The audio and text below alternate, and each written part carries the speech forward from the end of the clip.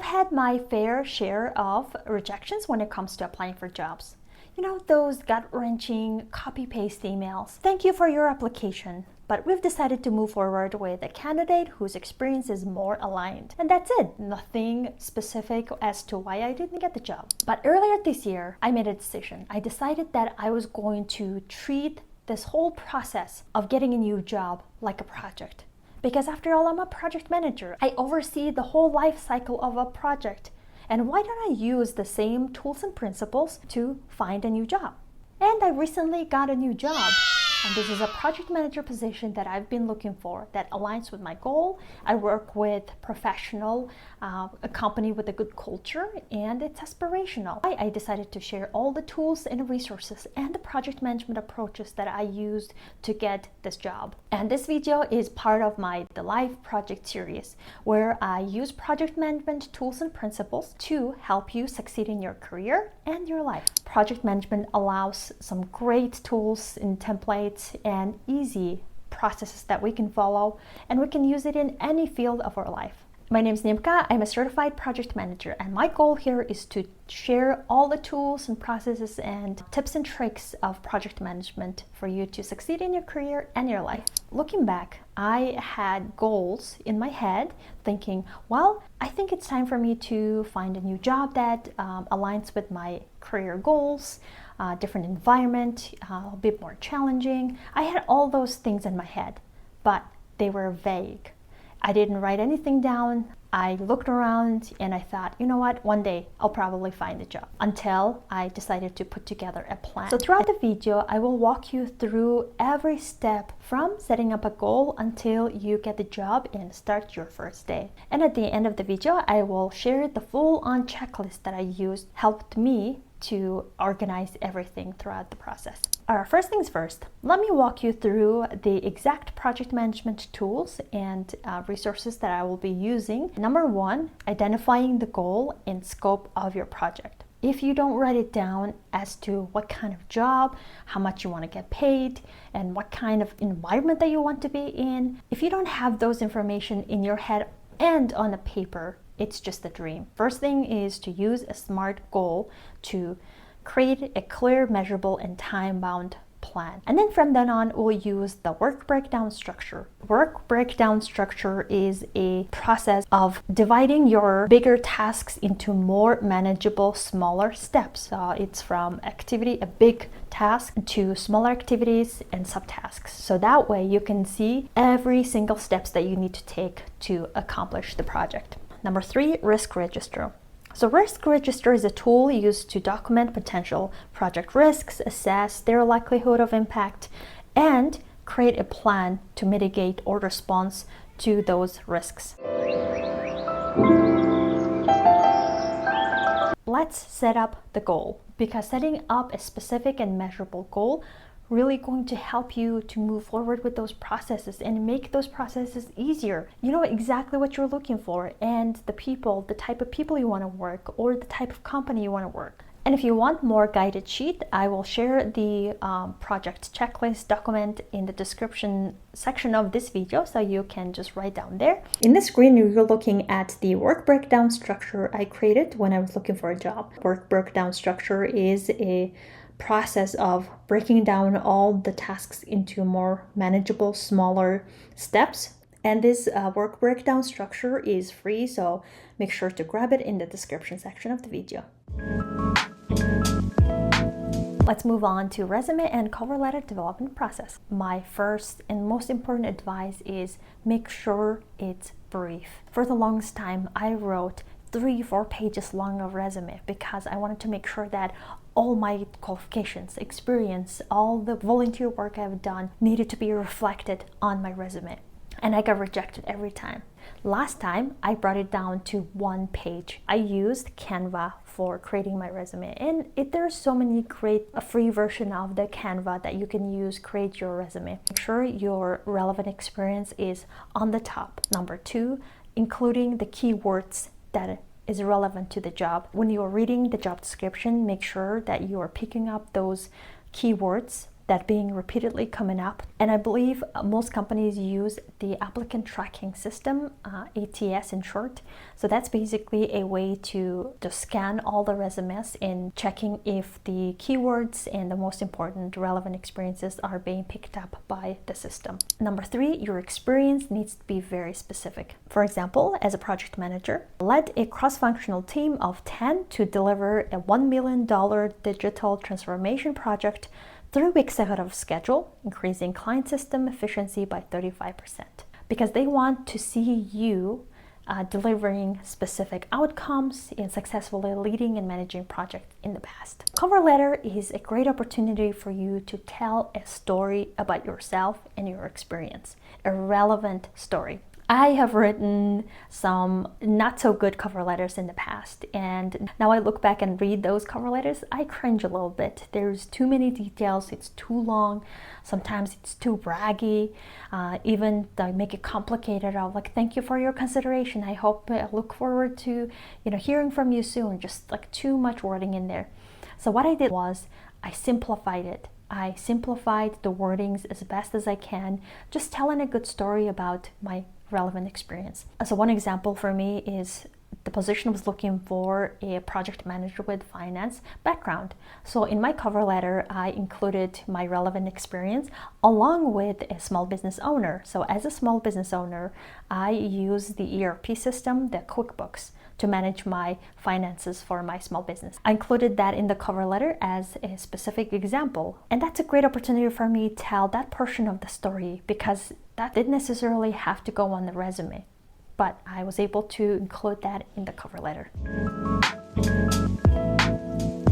All right, let's think of the scenario that you've completed your application process, you wrote down some strong cover letter with killer resume, and now it's time to wait. So what if you get the rejection letter, which it is not fun, and I know exactly how that feels. It sucks.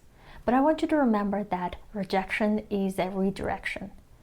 You may not get the job right now, but in the future there will be many great opportunities, even better than what you had imagined.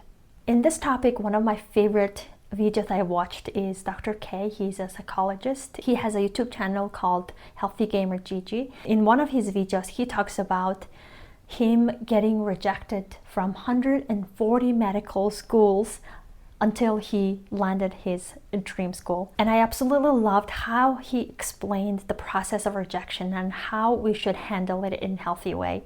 And I will share the link in the description section, so you go ahead and check it out. And the second outcome is a lot more positive. You got an interview invitation. Congratulations! So that means we're going to move on to the next stage. The number one thing that I want you to remember when you're preparing for your job interview is that this is not an exam. It's a two-way street. Not only you showcase your experience, the value you're going to bring to the company, you're also going to learn about the company and find out whether the company is going to be fitting to your needs, the requirements that you set up at the beginning of the video. So think of it, it's a great opportunity for you to learn about the company and the company learn about you. Looking at the company website, their culture, their projects they're working on, their social media, even press release that have been putting out, all updates the company is putting out there to learn about the company. And it's also going to help you to put together some questions if you have specific questions about the company's projects they're currently developing or any future goals, strategies that they have. I encourage you to list all possible questions that could come up during this job interview, right? From general questions like, tell me about yourself, or what is your greatest strength or your weakness, to more technical questions, right? What is your experience in stakeholder management, or what is your background experience in project management, specifically in agile project management? You know, there's so many different questions that you can prepare. I listed all possible questions and I started to writing down answers one by one. I used my Word file and it just typed all the answers. When you write down your answers, be sure to use STAR method. STAR stands for situation, task, action, and result. This method is a great way for you to tell full comprehensive story, from how it started, what was the problem, what was the detail, and how you handled it, and what was the outcome. Let's think of a scenario. So the question is, what is a situation that was unexpected and how you handled it? So in that case, your answer can be like this. At my previous role, we were tasked with launching a client-facing reporting dashboard. But due to a change in clients' expectations, our 3-month timeline was shortened to just 6 weeks. So that's the situation. As the project manager, I had to ensure that delivering the new dashboard on time without sacrificing any quality, also keeping the team motivated under pressure. And the action was, I immediately led a project and started rescoping some of the sessions with stakeholders to prioritize the must-have features. And then I converted the plan into 2-week sprints, increased check-in frequency to twice weekly, and used the Kanban board to visualize progress and reduce bottlenecks. And as a result, we launched the dashboard on time with all core features and 0 critical bugs. The client was thrilled with the delivery and extended our contract for a second phase. You can tweak your experience however you want it using the STAR method. And resource I would recommend is on YouTube, The Advice with Erin. I loved her helping to answer some of the difficult questions. So be sure to check her out. I'll include the link in the description section. And now it's the interview day. Whether you're interviewing in person or virtually, be sure to wear professional clothes, and when the camera's on, when you're seeing the person, smile warmly and shake hands if you're meeting in person. Show that warmth and excitement. And then during the interview, make sure to share your STAR stories, ask questions, and listen carefully, and just check the vibe during the interview process, because that tells you a lot about what the company is, what's their culture. In the first round of interview, you may not even be able to see a whole lot of that side, especially the culture, how the teams work, and the responsibilities, all the things. But through detailed questions and paying attention to the dialogue, that's going to tell you a lot about what the company is about and what the job is going to be about. And however it goes, make sure to keep your positive attitude, even when there is a question that don't necessarily know how to answer. And if you get a question that you don't know the answer to, do not panic. First, you can just calmly ask them, like, could you repeat that question? Or you could just pause and take 5 seconds to think about how you answer the question. Don't feel like you need to give the answer right away. Jump on those questions. And if nothing comes to mind, think of your STAR method and think about the stories and the experiences that you practiced during your preparation process, and pick one of them and try to create a relevance to the question. In one of my past experiences, I had this job interview online, and as soon as I logged in, from the start, I just got this really uneasy feeling, and the dynamics between team members, most of them were new, which is fine, but there's just something about it. I felt uneasy.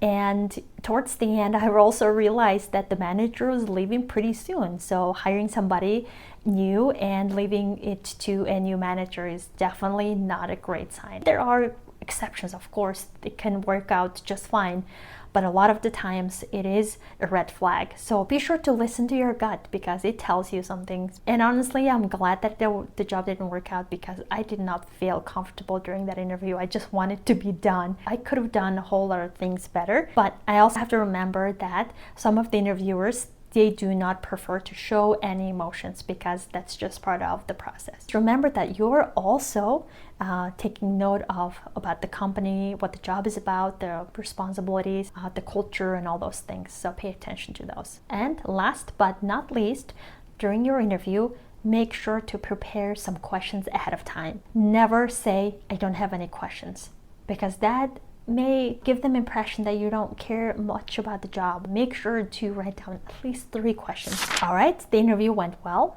and now you're waiting.